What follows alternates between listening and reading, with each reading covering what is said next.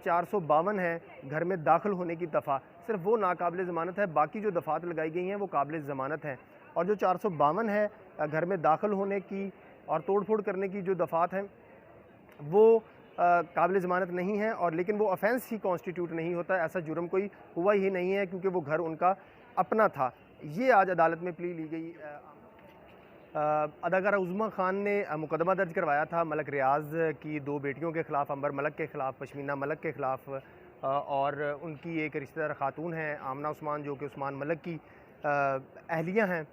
आज उस मुकदमे में अबूरी ज़मानत इन तीनों ख़वातीन मुल्ज़मान जो हैं वो उनकी हुई है। इससे पहले ये तासुर दिया जा रहा था 27 मई से लेके अब तक कि मलक रियाज़ की डील हो गई है अदाकारा उज़्मा खान के साथ और कोई पैसे ले लिए गए हैं। ये सारी बातें जो हैं अब वो ख़ुद ब खुद ही रद्द हो गई हैं क्योंकि जो मुल्ज़मान थे उन्होंने अपनी अबूरी ज़मानतें करवा ली हैं। अगर डील हुई होती तो इन मलक रियाज़ की बेटियों को अबूरी ज़मानतें करवाने की ज़रूरत नहीं थी।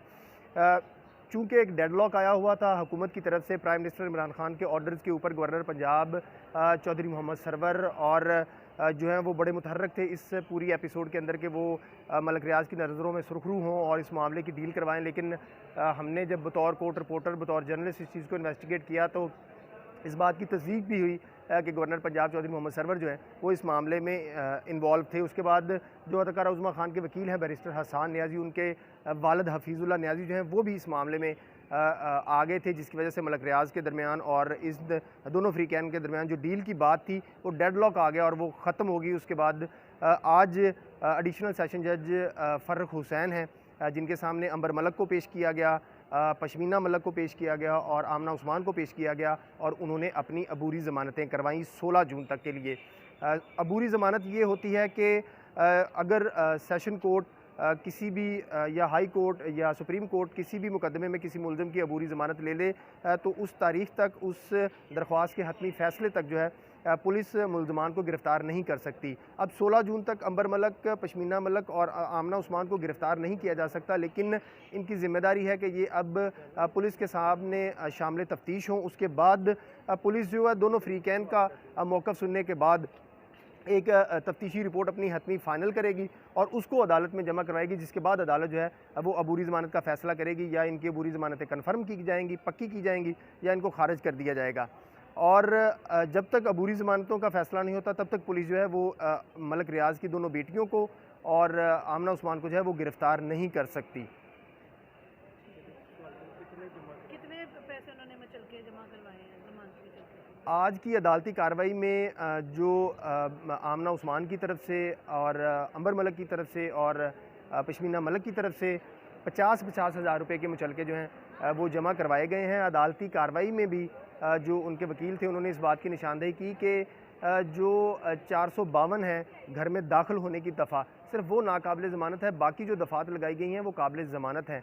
और जो 452 है घर में दाखिल होने की और तोड़ फोड़ करने की जो दफ़ात हैं वो काबिल ज़मानत नहीं है, और लेकिन वो ऑफेंस ही कॉन्स्टिट्यूट नहीं होता, ऐसा जुर्म कोई हुआ ही नहीं है क्योंकि वो घर उनका अपना था। ये आज अदालत में प्ली ली गई आमना उस्मान की तरफ से और अंबर मलक की तरफ से और पश्मीना मलक की तरफ से। पश्मीना मलक और अंबर मलक ने तो अदालत में ये भी मौक़िफ़ इख्तियार किया कि इन दोनों का इस वाक़े से कोई ताल्लुक़ ही नहीं है, जिसके बाद अदालत ने एक अबूरी किस्म के दलाइल सुने और 50-50 हज़ार के मुचलकों के इवज़ इन तीनों ख़वातीन मुल्ज़मान की ज़मानतें जो हैं वो 16 जून तक के लिए मंजूर की हैं। जाने का भी कुछ कर रहे हैं? ये मलक रियाज़ साहब की तरफ से ये उनके वकील हैं अज़हर सिद्दीक़ एडवोकेट, उनकी तरफ से एक हरजाने का नोटिस बैरिस्टर हसान नियाज़ी को भेजा गया है। वो इस मामले में हमने जब बतौर जर्नलिस्ट इस चीज़ को इन्वेस्टिगेट किया तो पता चला कि ऑफ़र्स कितनी आ रही हैं। डील की बातें बड़ी सरगर्म थी कि मलक रियाज़ के दरमियान और अदाकारा उज़्मा के दरमियान जो है वो डील हो रही है। पहले एक ये इतला ये आई कि 6 करोड़ रुपए की डील जो है वो की जा रही है। उसके बाद एक ये भी बात सामने आई कि 10 से 20 करोड़ रुपया जो है वो कुछ पाकिस्तान की बासर शख्सियात ने ऑफ़र किया है अदाकारा उज़्मा खान को, लेकिन ये सारी बातें जो हैं वो कॉन्स्टिट्यूट नहीं हो सकी, एस्टैब्लिश नहीं हो सकी क्योंकि मलक रियाज़ साहब की तरफ से पहले दिन से ये ऑफ़र की गई थी कि वो पब्लिक अपॉलॉजी करने के लिए तैयार हैं, किसी को पैसे नहीं देंगे। लेकिन जब मामला बिगड़ा और FIR दर्ज होने के बाद मामले को थोड़ा सा तूल मिला तो उसके बाद ये इस तरफ जो है वो रास्ता निकालने की कोशिश की गई कि 6 करोड़ की, 10 करोड़ की, 20 करोड़ तक की आवाज़ जो है वो सुनने में आई कि इस पूरे मामले में डील हो रही है। लेकिन इस बात की तस्दीक तभी होगी जब दोनों फ़रीक़ैन के दरमियान कोई कंप्रोमाइज़ होता है और उसके बाद अगर इस चीज़ों को इन्वेस्टिगेट करते हैं और नज़र आता है, फिर पता चलेगा कि किस फ़रीक ने कितने पैसे दिए हैं या लिए हैं।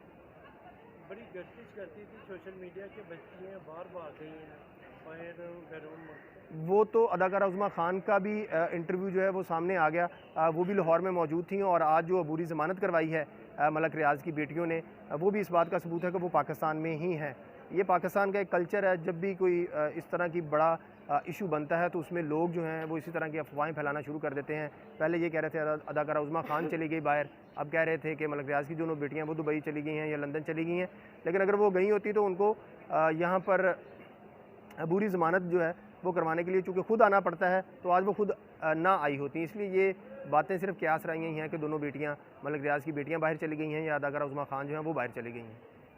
मुलज़म बैरून मुल्क हो उसकी अबूरी ज़मानत हो सकती है?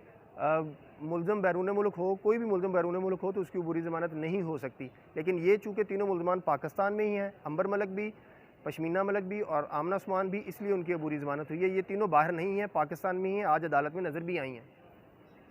Thank you.